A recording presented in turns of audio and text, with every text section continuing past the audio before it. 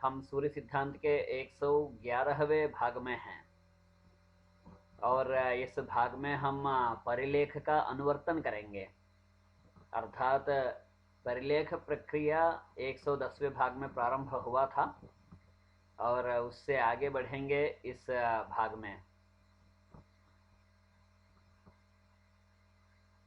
अभी तक हम परिलेख प्रक्रिया में 3 वृत्तों का निर्माण कर चुके हैं। एक समतल भूमि पर बिंदु बनाकर सप्तवर्गांगुल से अर्थात 49 अंगुल से एक वलन संज्ञक वृत्त बनाया, वलनाश्रित वृत्त, जिसको आचार्य बताया। तत्पश्चात ग्राह्य ग्राहक संयोगार्थ से दूसरा वृत्त बनाए, जिसका नाम आचार्य समास वृत्त दिए, और तीसरा वृत्त बनाए ग्राह्य व्यासार्थ से, इसको ग्राह्य वृत्त कहा आचार्य। इन तीनों वृत्तों का निर्माण करने के पश्चात अब हम आगे चलते हैं परिलेखाधिकार के चौथे श्लोक में। याम्योत्तरा प्राच्यपरा साधनम पूर्ववद दिशाम प्रागिंदोर ग्रहणम पश्चान मोक्षोर्कस्य विपर्ययात। यह है परिलेखाधिकार का, छेद्यकाधिकार का चौथा श्लोक। इसमें पहली पंक्ति को देखते हैं पहले। याम्योत्तरा प्राच्यपरा साधनम पूर्ववत दिशाम। दिशाम, दिशाओं का साधनम पूर्ववत, साधन पहले जैसे करना है, अर्थात जहाँ जिस समतल भूमि में हम 3 वृत्त बनाए हैं वहाँ पर भी दिशाओं का साधन करना है।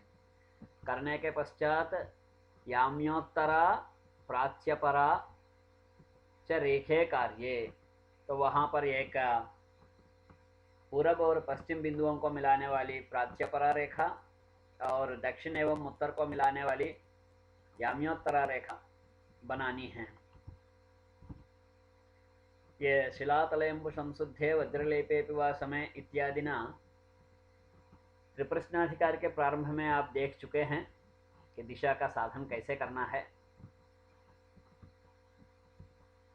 इस प्रकार चारों दिशाओं को चिन्हित कर लेना है। फिर उसके बाद द्वितीय पंक्ति में आचार्य कह रहे हैं प्रागिंदोर ग्रहणम पश्चान मोक्षोर्कस्य विपर्ययात। इंदोः ग्रहणम प्राक मोक्षः पश्चात भवतः। चंद्रमा का जो ग्रहण है अर्थात स्पर्श, ग्रहण का प्रारंभ प्राक यानी पूर्व दिशा में होगा, अर्थात बिंब के पूर्व भाग में स्पर्श होगा। मोक्षः पश्चात, और बिंब का जो पश्चिम भाग है, पश्चिम दिशा की ओर जो भाग है बिंब का, वहां से मोक्ष प्रारंभ होगा, अर्थात मोक्ष जो स्थिति है ग्रहण में वो पश्चिम भाग में होगा। अर्कस्य विपर्ययात भवतः, यही दोनों स्पर्श एवं मोक्ष की जो दिशाएं हैं तो वे विपर्ययात अर्कस्य, सूर्य के लिए विपर्य से होंगे। अर्थात यदि चंद्रमा के पूर्व भाग में स्पर्श हुआ है तो सूर्य के पश्चिम भाग में स्पर्श होगा और पूर्व भाग से मोक्ष होगा।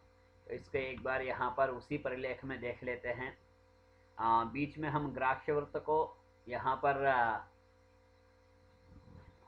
भूभा बना चुके हैं, मैंने उसको ग्राहक बनाए हैं, क्योंकि यहाँ पर चंद्रमा ही अपने भूभा से अधिक गति रखने के कारण वो स्वयं जाकर प्रवेश कर लेता है भूभा में। अब यह चंद्रमा जब प्रवेश करता है तो प्रारंभ बिंदु में आप ध्यान से देखिए, ये जो पूर्वी भाग है चंद्रमा का, यह छाया में प्रवेश करना प्रारंभ करता है। अतः आचार्य बताया स्पर्श पूर्व भाग में होगा। इसी प्रकार से जब मोक्ष होने लगता है, अर्थात चंद्रमा वहां से निकलने लगता है, तो निकलने के बाद जो अंतिम भाग होता है चंद्रमा का, वह पश्चिम भाग होता है, अर्थात चंद्रमा के पश्चिम भाग से मोक्ष होता है। अर्थात चंद्रबिंब के पूर्व भाग में स्पर्श होता है और पश्चिम बिंब से मोक्ष होता है। और यही दो स्थिति विपरीत होंगे सूर्य में। कैसे विपरीत होंगे? हम ग्राहक भूभा के स्थान में सूर्य को ले लिए हैं, जो ग्राह्य वृत्त हैं उसको हम सूर्य बना दिए हैं। तो यहाँ पर ये ग्राह्य वृत्त में सूर्य चलता है, किंतु यहाँ पर केवल उस परिलेख में इस विषय को अनुभूत करने के लिए और आचार्य के द्वारा द्वितीय श्लोक के द्वितीय पंक्ति में बताए गए जो विषय हैं उसको दर्शाने के लिए इस प्रकार दिखाया जा रहा है, जिसका अन्वय अनुवर्तन आगे हम कर लेंगे परिलेख प्रक्रिया में। तो इस प्रकार से सूर्य चंद्रमा मेघवत आच्छादन कर लेता है सूर्य का। तो जब सूर्य चंद्रमा आच्छादन करना प्रारंभ करता है तो इस प्रकार से सूर्य बिंब के पश्चिमी हिस्से में स्पर्श प्रारंभ होता है। उसी प्रकार ये जब आगे बढ़ता है और चंद्रमा सूर्य को छोड़ने वाला होता है तो वहां पर सूर्य का जो प्राग भाग, पूर्वी भाग जो होता है, वहां उस भाग से मोक्ष होता है। तो इसलिए यहाँ पर अर्कस्य विपर्ययात यह शब्द का प्रयोग आचार्य किया है। फिर मिलते हैं अगले भाग में।